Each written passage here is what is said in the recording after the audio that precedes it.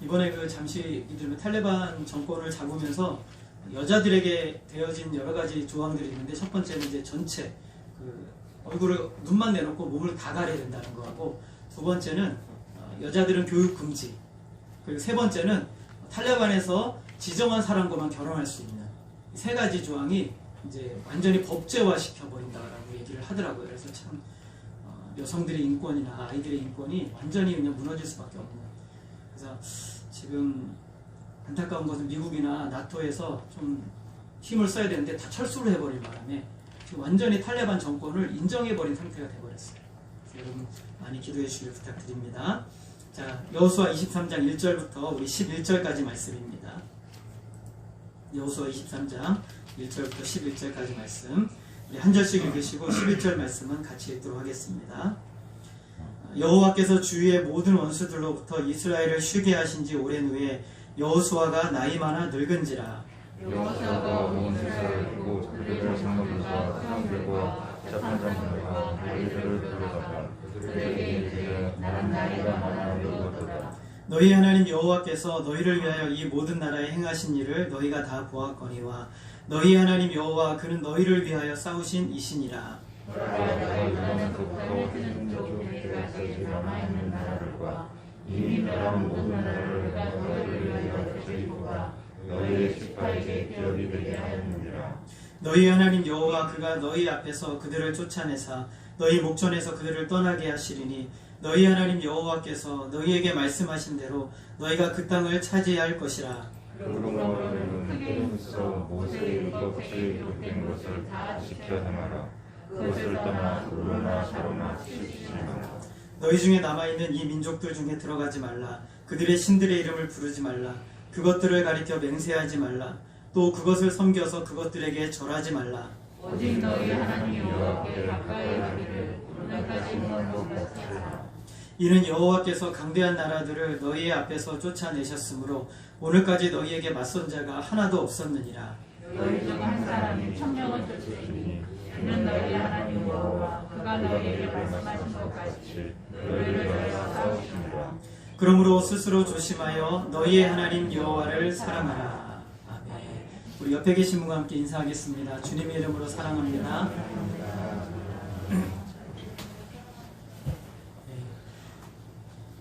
우리가 늘 하는 말, 늘 자주 하는 말들 중에 우리가 태어나는 것은 순서가 있어도 우리의 생을 마감하는 것은 순서가 없다는 것을 여러분 잘 알고 계시죠? 그래서 작년에 여러분 남자분들이라면 다 아실 만한 이름인데, 여러분 축구의 신 마라도나라고 아십니까? 마라도나를 모르세요?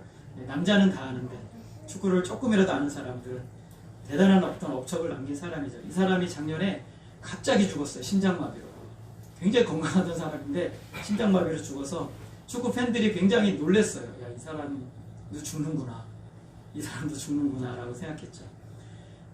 그 소식을 듣고 저도 생각했어요. 천하를 아무리 호령하고 전 세계에서 이 마라도나를 모르면 축구를 모른다라고 할 정도로 굉장한 사람이었는데, 아무리 대단한 업적을 가지고 역사를 이루어도 세월 앞에서는 절대로 이길 수 있는 장사가 없는 것이죠. 사실 저는 이것을 더욱 절감하는 것이, 제가 이제 매주 수요일마다 호스피스 병원에 가게 되잖아요. 그러면 임종의 모습을 자주 보고 또 듣게 됩니다. 제가 만난 사람들 중에는 돈이 많은 부자도 있었고 또 가난하신 분도 있었고 TV에 나왔던 분도 있었어요. 그리고 목사님도 있고 전도사님도 있고 장로님도 있고 권사님도 있고 안수집사님도 있고 18살의 학생부터 시작해서 90이 넘으신 분까지 정말 다양한 분들의 임종과 그 직전의 모습을 목격을 했습니다. 저는 그러면 수요일날 갈 때마다 늘 마음속에 다녀오면서 그런 생각이 들어요. 언젠가는 나도 저 길로 가겠구나. 언젠가는 나도 저렇게 가겠구나. 그 길이, 그 시간이 빨리 찾아올 수도 있고 조금 늦게 찾아올 수도 있을 뿐이에요. 그러나 우리는 예외 없이 누구나 다 그 길로 가게 돼요. 그러면서 한 가지 마음에 드는 생각이 뭐냐면, 사람이 임종이 가까워지면 생각도 온전히 할 수가 없고, 그리고 말도 제대로 할 수가 없어요. 임종 직전에 정신이 멀쩡할 때 내가 할 수 있는, 마지막 할 수 있는 것이 무엇일까? 저는 그것이 바로 유언이다 라고 생각해요. 유언. 여러분 성경에 유언을 남기신 분들이 몇 분 계세요. 의외로 아브라함 같은 분들은 유언을 안 남기셨어요. 성경에 안 나오죠. 남기긴 남겼겠지만 야곱이나 모세나 여호수아나 다윗이나 이런 분들이 유언을 남긴 것이 성경에 기록이 되어 있어요. 그 중에서도 특별히 야곱이나 모세나 여호수아가 남긴 유언들은 굉장히 길게 기록이 되어 있죠. 오늘 우리가 읽은 말씀은 여호수아가 임종에 앞서서 정신이 말짱할 때 남긴 유언이라고 할 수 있어요. 참 귀한 말씀이죠. 여호수아가 여러분 몇 살에 죽었습니까? 내 나이도 잘 모르는데 110세. 가끔 저는 제 나이를 헷갈릴 때가 있어요. 제가 몇 살이지? 누가 나이를 물어보면 헷갈릴 때가 있는데 나이를 많이 먹어. 여러분도 그러시는가 보죠? 예, 그래서 110세 여호수아가 좋아요. 근데 뭐 우리에게 특별한 관심은 없고 아마 그때 임종하기 전에 아마 여호수아가 이스라엘 특별히 지도자들을 모아놓고 마지막 유언을 남기는 장면이라고 할 수 있어요. 그래서 설교라고도 할 수 있고요. 유언이라고도 할 수 있습니다. 23장에서부터 24장까지 두 번의 유언을 남기는 것이 기록이 되어 있어요. 고별 설교죠. 이 유언을 통해서 여호수아는요, 이스라엘 백성들에게 앞으로 어떻게 우리가 살아가야 되는지 후손들에게 남기는, 이렇게 살면 된다라는 것을 여호수아가 보여주고 있어요. 한 세 가지 정도 우리가 오늘 살펴보려고 하는데, 첫 번째는요, 바로 이것이에요. 나의 현재의 삶을 인정하는 삶을 살으라라는 거예요. 그럼 뭘 살으라고요? 나의 현재의 삶을 인정하라는 거죠. 다르게 말하면 하나님께서 주어진 나의 삶의 분복을 인정하며 살으라는 거예요. 그것을 그대로 수용하는 삶을 살으라는 것이죠. 여러분 1절에 보게 되면 이렇게 말씀하고 있어요. 1절에 여호와께서 주의 모든 원수들로부터 이스라엘을 쉬게 하신 지 오랜 후에 여호수아가 어땠다고요? 나이 많아 늙은지라. 여러분 늙었다라는 것은 굉장히 적나라한 표현이에요. 그래서 성경에서 이 늙었다라는 표현을 많이 안 써요. 이제 임종이 죽을 때가 가까웠고 하나님 만날 때가 되었고 뭐 그가 이제 떠날 때가 가까워 이렇게 표현 쓰는데 특별히 여호수아서에서는요 늙었다라는 표현을 쓰고 있어요. 사실 이것은 여호수아의 객관적인 현실적인 모습이에요. 존재의 모습이죠. 이러한 그의 현실을 여호수아는 어떻게 받아들였을까? 나는 절대로 늙지 않았어. 나는 나이도 많고 아직 젊어. 나는 모든 걸 할 수 있어. 라고 말했을까요?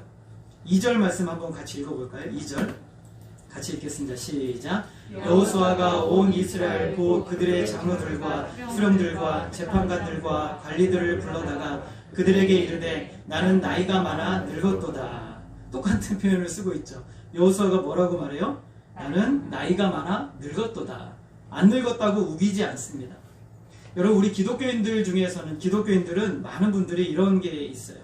내가 없는데도 있는 것처럼 여기는 게 미덕이라고 여기는 경향들이 있어요. 그래서 다른 사람들이 뭘 잘하면 나도 잘해야 되고, 다른 사람들이 돈이 많으면 나도 돈이 많아야 되고, 다른 사람들이 재능이 많으면 나도 재능이 있어야 되고, 다른 사람들이 건강하면 나도 건강해야 되고, 그러니까 다다익선이에요. 좋은 게 좋은 거라고 많으면 많을수록 좋다라고 여기는 경향이 있어요.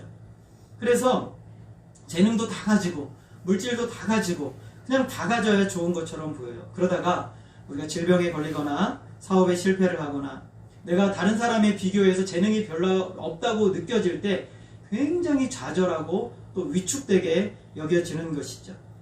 그런데 성경은 뭐라고 말할까요? 성경은요, 자족하는 것이 경건에 유익이 있다라고 말하고 있어요. 자족은 뭐예요? 스스로 만족한다는 거예요. 스스로 만족한다는 것은 하나님이 주신 것에 대해서 인정한다는 거예요. 하나님이 나를 지금 여기까지 이 상황, 이 환경, 이 자리를 내가 하나님 앞에서 인정하고 받아들인다는 거예요. 그것이 참 중요하다라는 것을 성경은 말해요. 여호수아는 세월의 흐름 앞에서 그것을 거부하지 않아요. 나는 더 싸울 수 있고 나는 더 많은 일을 할 수 있다고 여기지 않아요. 그는 하나님이 주신 이 육신의 제한된 한계를 자신의 의지를 그 한계에다 복종시켜버려요. 하나님이 주신 것에 대해 복종시키는 거예요. 자신이 직면한 현실을 있는 그대로 받아들입니다. 여러분 우리가 읽진 않았지만 14절 말씀해 보게 되면 혹시 있습니까? 우리 같이 한번 읽어볼까요? 시작. 보라 나는 오늘 온 세상이 가는 길로 가려니와. 지금 여호수아는 뭐라고 말하고 있어요? 나는 이제 곧 죽을 거야. 나는 이제 육신의 생을 마감할 거야. 나는 온 세상이 가는 길로 갈 거야 라고 말합니다. 여호수아가 가고 있는 길은 여호수아뿐만이 아니에요. 예외 없이 저와 여러분도 그 길로 갈 거예요. 모두 다 갈 거예요. 그것을 의연하게 받아들이는 것이죠. 제가 호스피스 병원에서 참 가슴 아팠던 친구가 하나가 있는데 19살에 공부를 참 잘했어요. 그래서 이대를 4년 장학금을 받고 들어갔어요. 완전 수석이죠. 너무 똘똘하게 생기고 예쁘게 생겼어요. 신앙도 좋아요, 얘가. 그래서 얘가 이제 대학 합격하고 난 다음에 애들이랑 야 좋다 하고 나가서 우리 먹고 놀자, 뭐 술은 아니겠죠. 뭐 먹고 밥 먹자 그러는데 갑자기 너무 배가 아파가지고 집으로 들어왔어요. 그래서 병원에 갔더니, 작은 병원에 갔더니 야 너 빨리 큰 병원으로 가라 그런 거예요. 그래서 이제 세브란스 병원에 가서 의사 선생님이 보자마자 오늘 수술해야 된다 해가지고 바로 수술이 들어갔어요. 근데 배를 열었는데 이미 온몸에 암이 전이가 되어 있는 상태가 된 거예요. 그래서 한 달 만에 애가 호스피스 병원에 들어왔어요. 근데 그 아이가 저한테 그러더라고요. 목사님, 저한테 그 말을 하지 마세요. 그래서 뭐라고 말하냐면 하나님 만날 준비하라는 말 하지 말라고 그러더라고요. 자기는 살아나야 된다고. 자기는 너무 아깝다고. 2대 4년 장학금 받고 너무 얼굴도 예쁘게 생긴 아이가, 이제 앞으로 살아갈 인생이 창창한 아이가 나는 이제 갈 수 없다. 갈 수 없다 그러는 거예요. 그래서 제가 그날은 아무 얘기도 하지 않고 두 번째 만났을 때 얘기했어요. 그래도 너는 오늘 이 얘기를 들어야 된다 하고 복음을 전하고 하나님 만날 준비를 해라. 이 세상보다 저 영원한 천국을 소망하는 마음을 가져라. 겨울 한 달 만에 하나님의 부름을 받았어요. 우리의 인생에 있어서는요, 우리가 짧고 길든지 간에 언제든지 우리는 하나님 부름 받을 준비를 하고 살아가야지, 그렇지 않는다면 당황하게 되고 거부하게 되고 두려워하게 되는 거예요. 인간적으로 보면 참 받아들이기 힘든 것이요, 나이듦과 병듦이죠. 나이듦과 병듦은 모든 사람으로 하여금 죽음을 직면하게 만들어요. 여러분, 감기에 걸려도 사람은 즉각적으로 죽음을 생각해요. 코로나 여러분 백신 주사 맞을 때 무슨 생각하세요? 조금 아프면 이거 이러다가 사지가 마비되는 거 아니야? 뭐 이런 생각하게 되잖아요. 사람은 굉장히 인간은 약하단 말이죠. 아무리 훌륭한 믿음의 사람이라고 하더라도 죽음을 의연하게 직면하는 것은 참 어려워요. 중요한 것은 우리가 받아들이지 않더라도 죽음은 반드시 우리를 찾아온다라는 겁니다. 예외가 없어요. 죽음 앞에서 우리는 어떻게 해야 돼요? 죽음 너머를 보는 게 믿음인 거예요. 질병 앞에서 믿음은 뭐예요? 질병 너머를 보는 것이 믿음이에요. 그리고 그 위에 모든 것을 붙들고 계신 하나님을 바라보는 것이 믿음이에요. 이걸 인정할 수가 있어야 되는 것이죠. 여호수아는 우리에게 아주 좋은 모범을 보여주고 있어요. 나는 나이가 많아 늙었도다. 나는 오늘 온 세상에 가는 길로 가고 있다. 여러분, 이것이 우울한 말일까요? 전혀 아니에요. 이것은 나는 하나님 만날 준비하고 있다라는 거예요. 하나님께 소망을 두면서 믿음으로 가고 있기 때문에 이런 유언을 남길 수가 있는 거예요. 우리의 부족함을 인정하고 때로는 가난을 인정하고 하나님이 주신 상황으로, 사건으로 받아들일 때 우리는 그때 하나님의 선하신 손길을 경험하는 더 높은 영적인 차원의 은혜를 누리게 되는 거예요. 바울은 고린도후서 4장 16절에서 이렇게 말합니다. 우리 같이 한번 읽어보겠습니다. 시작. 그러므로 우리가 낙심하지 아니하노니 우리의 겉사람은 낡아지나 우리의 속사람은 날로 새로워지도다. 여러분, 우리의 겉사람이 낡아진다는 말은 육신의 시간이 흐를수록 부실해진다는 거예요. 약해지고 부실해진다. 근데 이게 내가 그렇게 하는 게 아니라 수동태로 되어 있어요. 이렇게 될 수밖에 없다라는 표현으로 되어 있어요. 마찬가지로 우리의 속사람은 날로 새로워지는 것은 내가 새롭게 만드는 게 아니라 그것도 수동태로 되어 있어요. 하나님이 그렇게 만들어주시는 것이죠. 그런데 이것이 순리이지만 우리가 육신이 질병이 들고 겉사람이 낡아지는 것을 낙심하고 절망하지 않을 수 있는 이유는요, 우리의 내면이 날로 새로워지고 있기 때문에 그래요. 여러분, 야곱의 말년을 보세요. 얼마나 영적으로 충만했는지 하나님의 역사를 아주 꿰뚫어 보는 놀라운 차원으로 12아들을 축복하는 역사가 일어나죠. 영적인 부요함이 그 속에 충만하게 임한 거예요. 그래서 그리스도인의 삶은요, 바로 이런 거예요. 날이 갈수록 영으로 더 충만해지고 육신은 연약해지지만 그의 영혼은 더욱 충만해지는 거예요. 그래서 고린도후서 5장 1절에서 사도 바울은 이렇게 말해요. 땅에 있는 우리의 장막집이 무너지면 하나님께서 지으신 집, 곧 손으로 지은 것이 아니요 하늘에 있는 영원한 집이 우리에게 있는 줄 아느니라. 2절 우리 같이 읽겠습니다. 시작. 참으로 우리가 여기에 있어 탄식하며 하늘로부터 오는 우리 처소를 덧입기를 간절히 사모하노라. 이 땅에 있는 우리 장막집은 동부 센트레빌 아파트 얘기하는 게 아니라 우리의 육체를 얘기하는 거예요. 여러분, 동부 센트레빌 뭔지 아시죠? 예, 우리의 육체를 얘기하는 거예요. 여러분, 우리의 육체가 무너지면 무엇이옵니까? 예, 하나님이 지으신 집, 부활하여 영화된 우리의 몸이 오는 거예요. 그러니까 우리의 육체는, 이 땅의 집은 무너지면 영원하신 하나님, 부활함과 동시에 영원히 멸망하지 않는 완전한 육체가 우리에게 오는 거예요. 부활한 우리의 육체는 영원한 하나님의 손으로 지으신 집이에요. 손으로. 물론 이 몸도 하나님의 손으로 지으신 집이긴 하지만 그러나 이 몸은 쇠하고 폐할 수밖에 없어요. 아담의 죄로 말미암아. 그러나 하나님께서 영원한 하나님의 손으로 지으신 완전한 집인 부활의 육체를 우리에게 주실 준비를 언제 하고 계세요? 우리가 임종 앞에서 하나님이 하고 계신 거예요. 그래서 우리는 죽음 앞에서 임종 너머를 바라보는 믿음으로 살아가야 되는 거예요. 그래서 뭐라고 말해 사도 바울은 나는 간절히 사모한대. 어느 정도로 사모하냐면 탄식하며 사모한다는 거예요. 뭐를 위해서요? 우리 처소를 하늘로부터 오는 우리 처소를 덧입기를 간절히 사모한다고 말하고 있어요. 물론 우리의 육체는 고통을 당하고 현재 연약함과 문제의 연속으로 일어나요. 문제가 없진 않아요. 굉장히 고통스러운 일들이 일어나고 있죠. 그러나 그럴 때마다 하나님은 우리로 하여금 어디를 바라보게 하는 거예요? 영원한 하나님 나라의 완전한 것을 보도록 그 육체의 고통을 주시는 거예요. 영혼의 슬픔을 주는 거예요. 내 고통과 아픔이 있는 이유는요, 이 고통과 아픔이 없는 나라가 있다는 것을 바라보고 살으라고 하나님이 그렇게 얘기하시는 거예요. 여호수아는 지금 임종 앞에 두고 참된 성도의 모습을 보여주고 있는 거예요. 저와 여러분에게 주어진 현재의 모습을 인정하는 것, 그것이 바로 하나님을 인정하는 것이에요.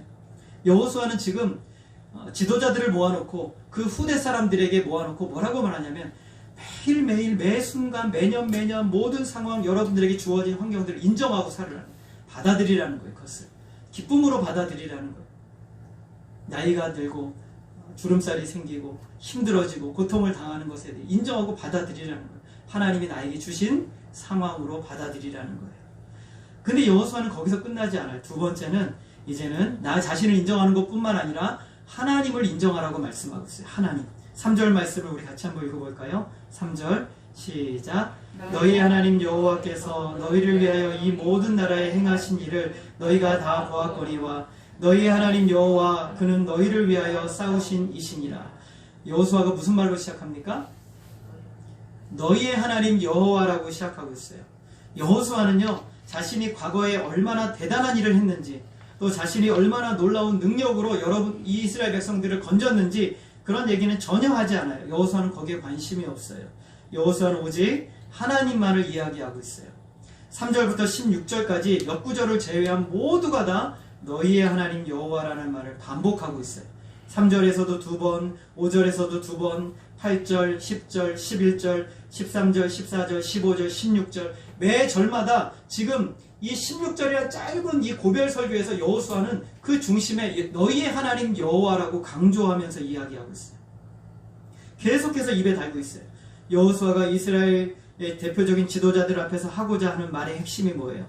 바로 모세가 세상을 떠난 다음에 민족 공동체의 지도자로서 자기가 사역을 위임받고 별의별 일을 다 경험했는데 7년 동안 전쟁을 겪고 그 가운데 성공과 실패를 반복해서 경험하면서 여기까지 왔는데 그 크고 작은 일의 중심에 누가 계셨다는 거예요? 하나님이 계셨다는 거예요. 하나님이 계셨다는 거예요. 우리 9절 말씀을 같이 읽어보겠습니다.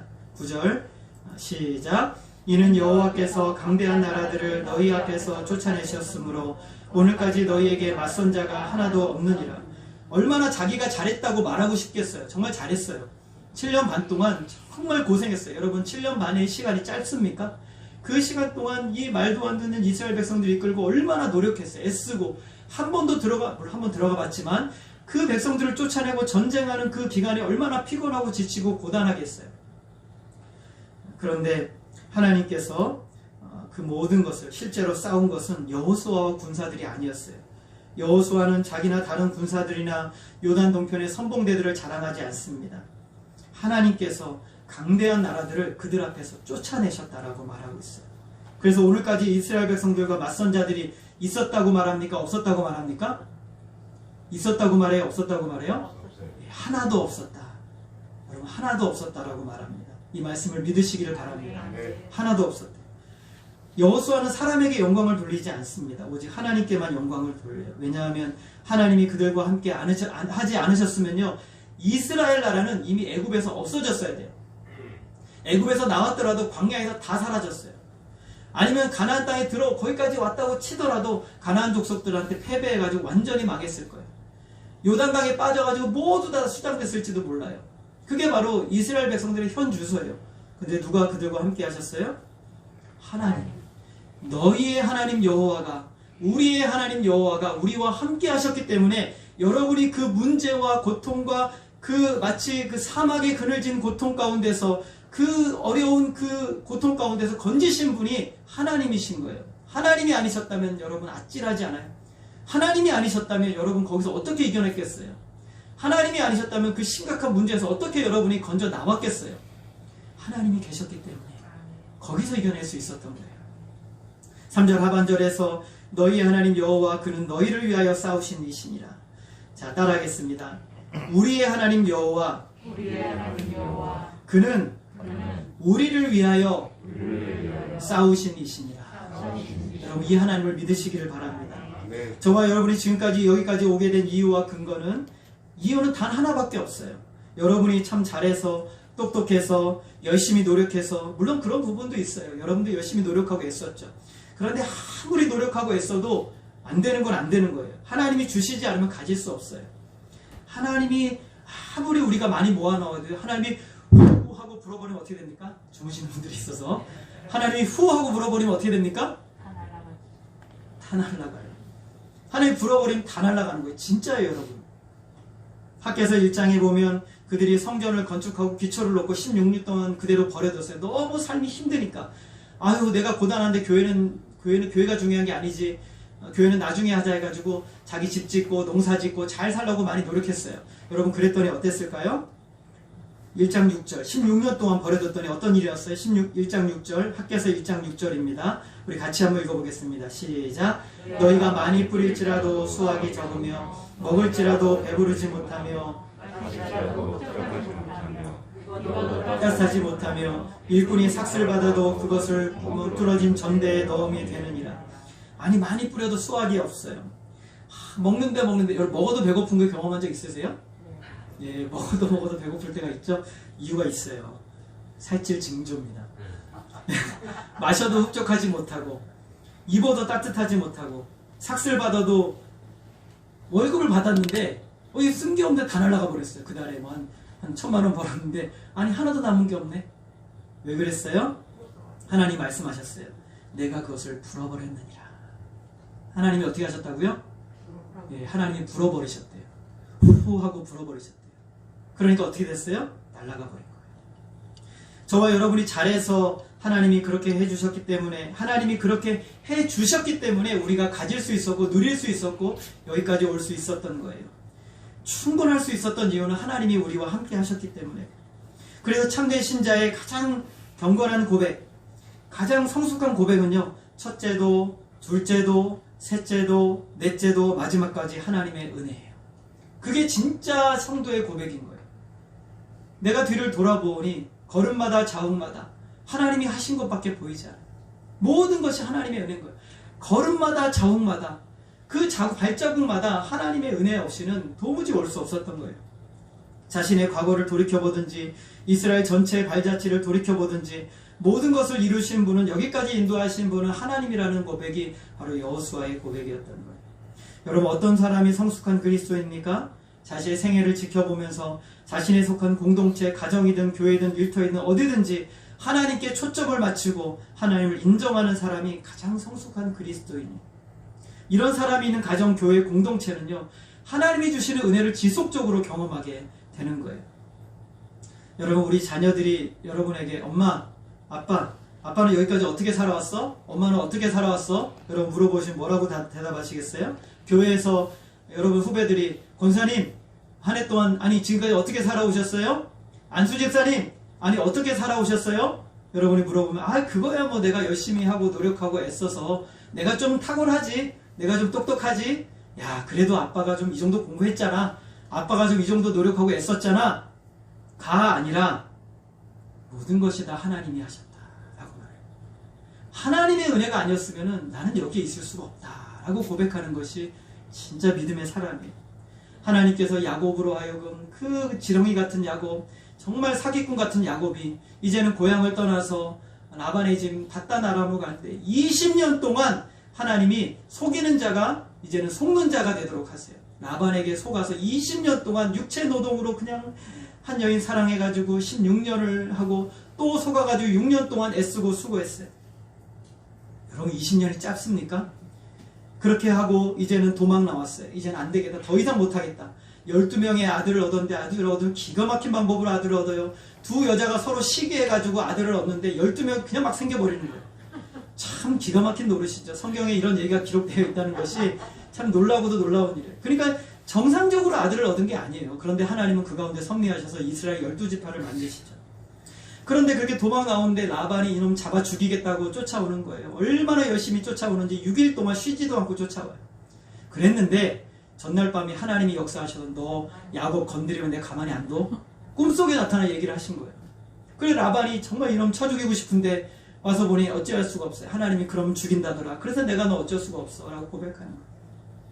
이제 야곱이 이제 20년 동안 두려워 떨었던 에서를 만나러 가는데 형이 나를 죽이려고 400명을 끌고 온다는 소문이 들리는 거예요. 아이고 두려워라. 아이고 죽겠네. 야복강가에서 하나님을 붙들고 하나님 나에게 축복하지 않으시면 가게 하지 않겠습니다 라고 밤새도록 기도하니 하나님이 그에게 이스라엘이라는 이름을 부어주세요. 그리고 나서 만났더니 하나님이 에서의 마음을 작업을 하셨네요. 둘이 품에 안고 부둥켜 엉엉 울면서 야곱의 고백이 무엇입니까? 내가 형의 얼굴을 배운 즉 하나님의 얼굴을 본 것 같습니다 라고 고백하게 만들어냈어요. 그리고 드디어 야곱이 어디에 이릅니까? 약속의 땅 세겜에 이르렀어요. 그리고 드디어 야곱이 하나님께 예배를 드립니다. 단을 쌓고 그 이름을 엘헬로의 이스라엘, 하나님 이스라엘의 하나님, 더 정확하게 말하면 하나님 나의 하나님이라고 부르는 거예요. 이 고백을 이끌어내기까지 20년이라는 넘는 기간이 야곱에게 필요했던 거예요. 여러분 에베네셀의 하나님이 저와 여러분을 여기까지 낮에는 구름 기둥과 밤에는 불 기둥으로 인도해 내셨음을 믿으시기를 바랍니다. 그 크신 하나님의 손이 저와 여러분을 붙드셔서 여기까지 온 것이에요. 선하신 하나님의 손이 아니었다면 아찔한 나의 상황, 순간들을 바라보게 돼요. 우리를 유익되게 하시기를 좋아하시는 하나님의 선하신 손길이 저와 여러분을 인도하시는 거예요.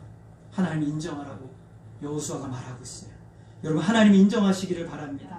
하나님이 다 하셨어요. 하나님 모든 것을 아끼지 않으시고 이스라엘 백성들에게 부어주셨습니다. 그러나 여호수아는 가만히 있지 않았다고 말해요. 그는 맡겨진 일에 충성되기 직무를 감당합니다. 4절 우리 같이 한번 읽어볼까요? 4절입니다. 시작. 보라 내가 요단에서부터 해지는 쪽 대해까지의 남아있는 나라들과 이미 멸한 모든 나라를 내가 너희를 위하여 제비 뽑아 너희의 지파에게 기업이 되게 하였느니라. 여호수아에게 맡겨진 책무는 이거였어요. 하나님이 너 이거 해라 라고 맡겨주신 일이 이거였거든요. 이스라엘 백성들 제비 뽑아 각자의 지파대로 살 곳을 마련하라. 그래서 여호수아는 그거 최선을 다했다는 거예요. 그거 열심히 했다는 거예요. 자기가 다른 거 열심히 하고 다른 거 내가 그냥 원하는 거 좋아하는 게 한 게 아니라 여호수아는 하나님이 하라고 맡겨주신 일을 최선 다했다라고 얘기를 하는 거예요. 그게 하나님이 인정하는 거예요. 여러분 우리는 얼마나 욕심이 많은지요. 내가 하나님 맡겨주신 것보다 더 그냥 더 많은 거 하고 더 그냥 열심히 해서 더 최고가 되려고 해요. 그런데 때로는요 그것이 굉장히 하나님 앞에서 옳지 못한 행동이 될 수가 있는 거예요. 여호수아는요 넘어서지 않았어요. 어디를 넘어서지 않았어요? 하나님의 맡겨주신 일을 넘어서지 않았어요. 그는 자기가 하나님 역사 속에서 감당해야 될 책무, 그 역할, 책임을 완수했다라고 백성들이 고백하는 거예요. 이게 뭐라고 말하는 거예요? 너희들도 하나님을 인정하는 자는 맡겨진 일 그거 최선을 다해서 하는 거야. 더 높은 거 바라보지 않아. 저때 나이가 엄마 품에 안겨가지고 내가 더 높고 더 크고 큰 일을 하려고 하지 않는다라고 말했죠. 자기가 맡겨진 일을 최선을 다해서 했어요. 한 시대가 살아가면서 자기가 감당해야 될 역할과 지불해야 될 대가가 무엇인지 땀을 흘려야 할 부분이 무엇인지 우리는 잘 이해하고 있어야 돼요. 여러분 좋은 교회를 다니고 싶으시죠? 싫으세요? 우리 예수양기기 좋은 교회입니까? 네. 예, 감사합니다. 예, 우리 교회 좋은 교회. 좋은 교회 다니고 싶어요. 그리고 더 좋은 교회로 우리가 하나님이 기뻐하시는 교회로 만들고 싶어요. 어떻게 해야 됩니까? 기대만 하고 있으면 안 돼요.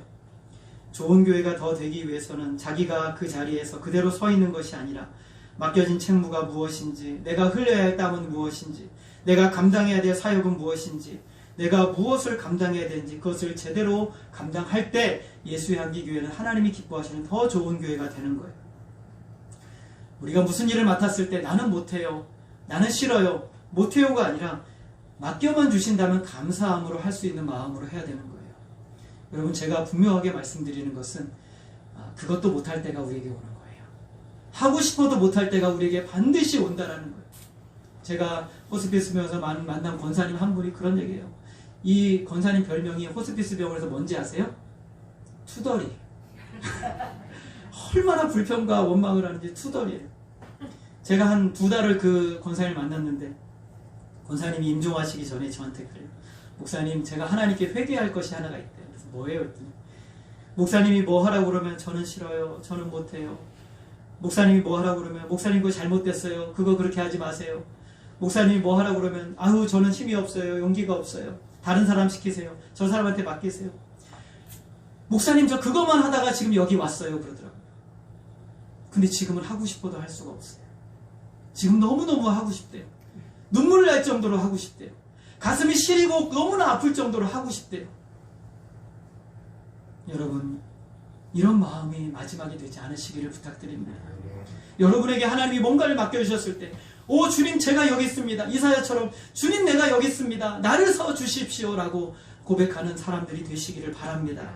그랬을 때 하나님께서는요, 여러분을 통해서 가정을 살리고 교회를 살리고 여러분의 인생에 여러분의 수많은 영혼들을 살리는 일을 감당하게 하실 거예요. 오늘 우리의 사역을 감당하고 지불해야 될 것을 지불하고 최선을 다하는 사람이 참 아름다운 믿음의 사람이에요. 하나님의 위대하심을 첫 번째로 믿고 두 번째로 하나님이 나에게 맡겨주신 일을 최선을 다해 감당하는 사람이 가장 하나님이 기뻐하시는 하나님의 백성이에요. 디모데후서 4장 7절에서 사도 바울은 이렇게 말합니다. 우리 같이 한번 읽어볼까요? 시작. 나는 선한 싸움을 싸우고 나의 달려갈 길을 마치고 믿음을 지켰으니. 사도 바울이 뭐라고 하래요? 나는 선한 싸움을 다 싸웠다는 것은 이거는 피상적인 얘기가 아니에요. 하나님이 너 이거 해라 라고 하신 일을 잘했다는 거예요. 하나님이 너 이거는 꼭 해라 라고 하는 일은 정말 잘했다는 거예요. 그게 뭐였어요? 이방인들에게 복음 전하라는 것.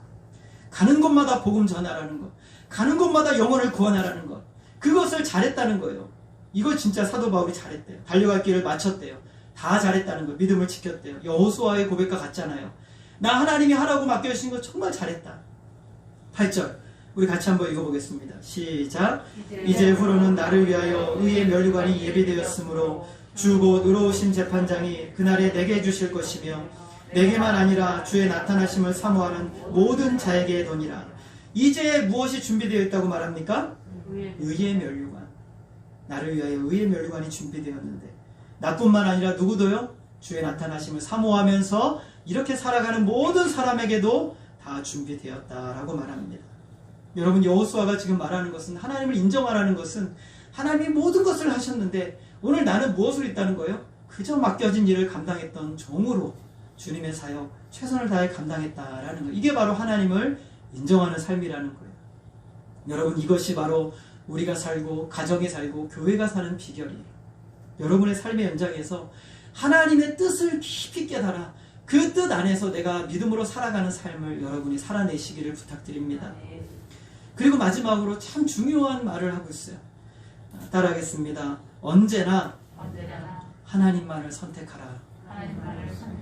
언제나 하나님만을 선택하라고 말하고 있어요. 8절 말씀 한번 같이 읽어볼까요? 시작.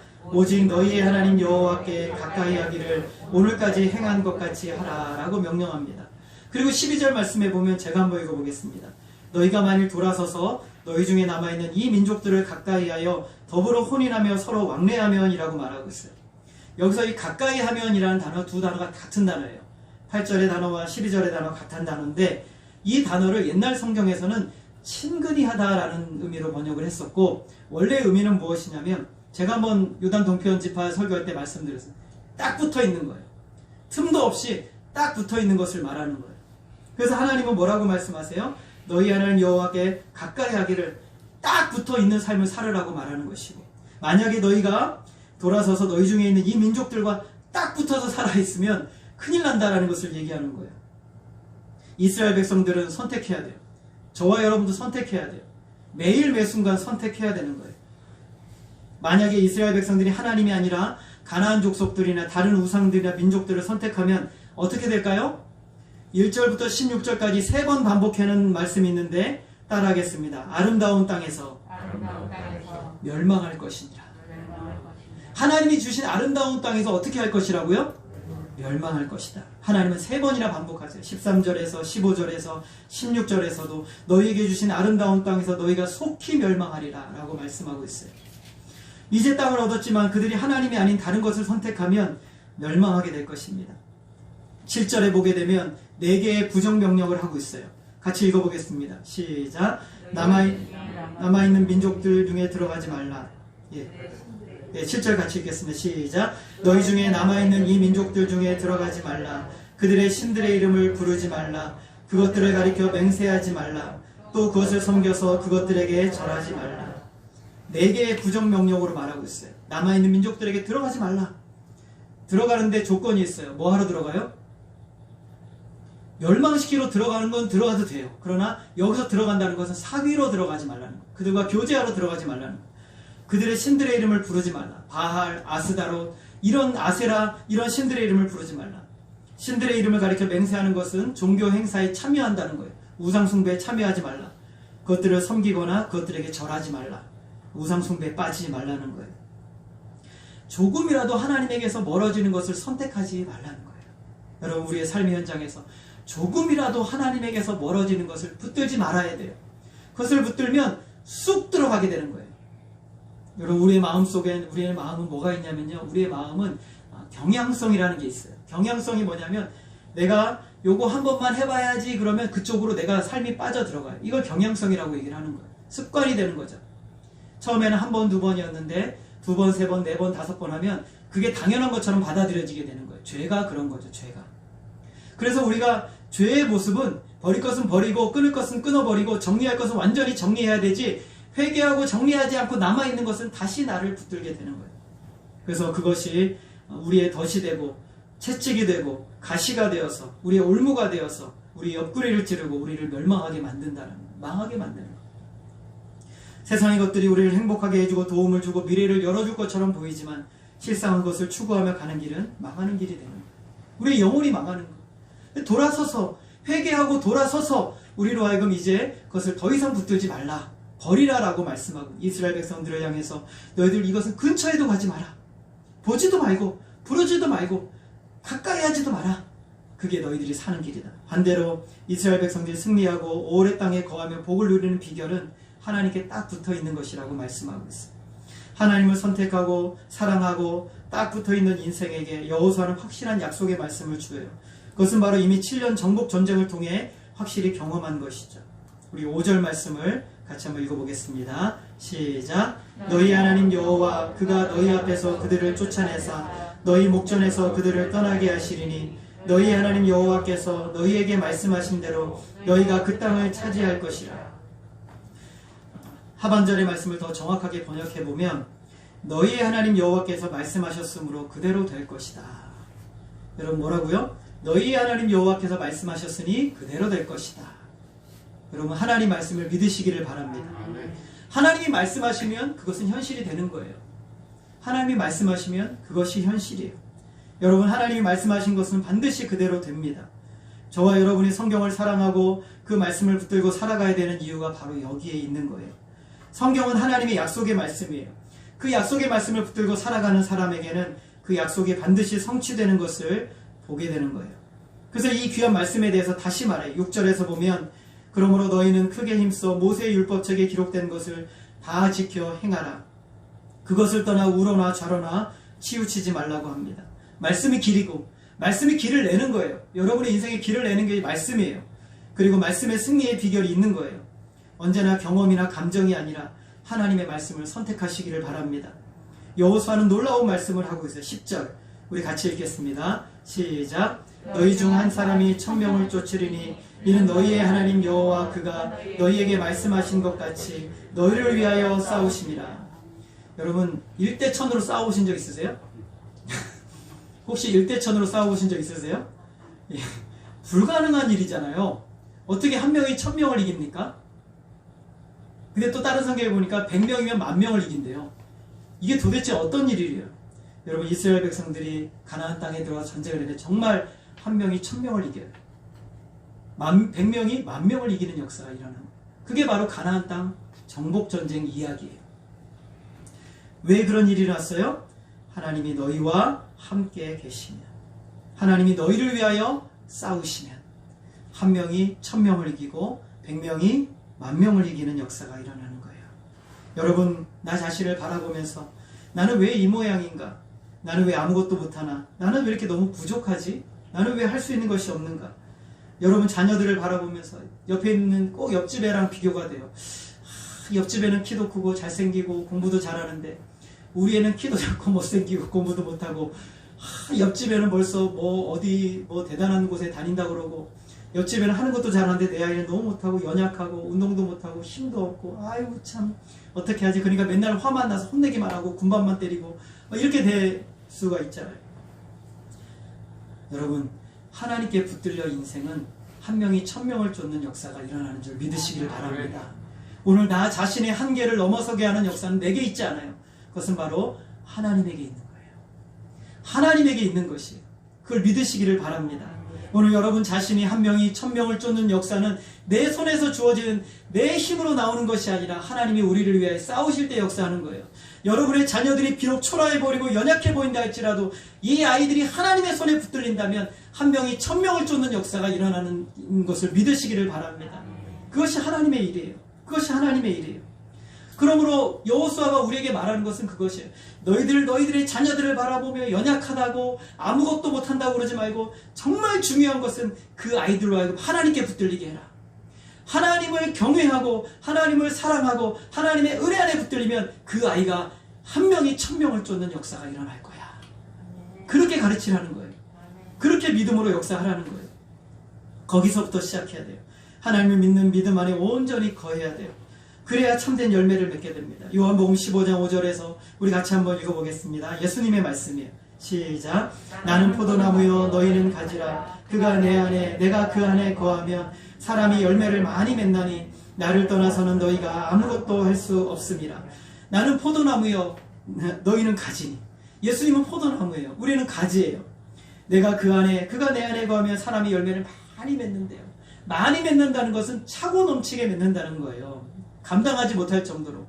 이삭이 그랄에서 100배의 축복을 얻은 것처럼, 100배의 결실을 맺은 것처럼 아주 많이 맺는다는 거예요. 예수님께 딱 붙어서 살아가는 사람이야말로 그런 열매를 맺는다는 거예요. 그러나 뭐라고 말합니까? 나를 따라가겠으나 나를 떠나서는 너희가 아무것도 할 수 없음이라. 주님을 떠나서는 우리는 아무것도 할 수 없어요. 이스라엘 백성들이 주님을 떠나자 주변의 민족들이 이스라엘 나라로 들어오기 시작합니다. 사사기의 역사죠. 그들의 일어나 이스라엘 백성들을 괴롭히기 시작. 하나님이 떠나니까, 하나님이 그들과 함께 하지 않으시니까, 근데 하나님이 함께 하시니까 또 그들이 떠나가는 역사가 일어나게 되는 것이죠.